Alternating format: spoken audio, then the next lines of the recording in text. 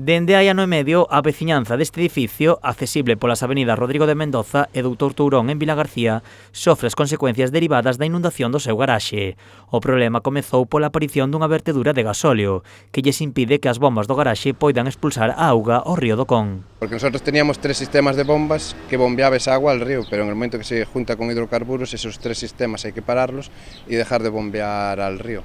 A pesar de que contratan a empresas para retirar a auga, a comunidade xa gastou máis de 30.000 euros, o garaxe mantense inundado. Inundado con 19 centímetros de agua y dependemos de las mareas del agua, porque al estar bajo el nivel del mar, dependiendo, pueden haber 19, 18, 15, 14, 12...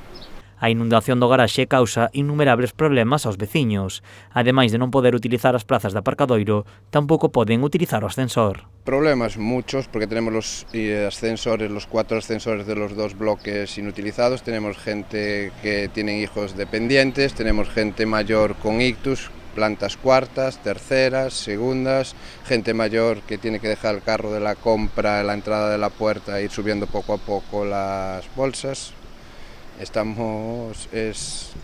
Es frustrante vivir así aquí durante un año y medio. Ao ser un edificio privado, os veciños estaban indefensos, pero ao atoparse máis verteduras en zonas próximas, a veciñanza xa puxo a denuncia para buscar a orixe desta vertedura e que os culpables sufraguen todos os problemas que tiveron no edificio. La comunidad ha denunciado ante el juzgado para que un juez decida quién es el causante, porque nosotros ahí tenemos muchos daños, un año y medio sin poder aparcar y estamos indefensos.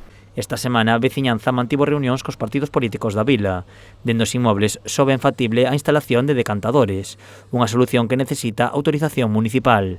Dende o Concello comprometéronse a estudar o proxecto. Una de las soluciones que nos proponen es montar un depósito, varios depósitos de hidrocarburos donde están las bombas, que recogerían el gasoil que hubiese en superficie, lo depurarían y ese agua limpia tendría que ir a la red de saneamiento del Ayuntamiento de Villagarcía de Arosa. Unha vez retirados os hidrocarburos, os bombeos dos edificios poderían volver a funcionar con normalidade, evitando así todos os problemas que está a sufrir a veciñanza destes inmobles.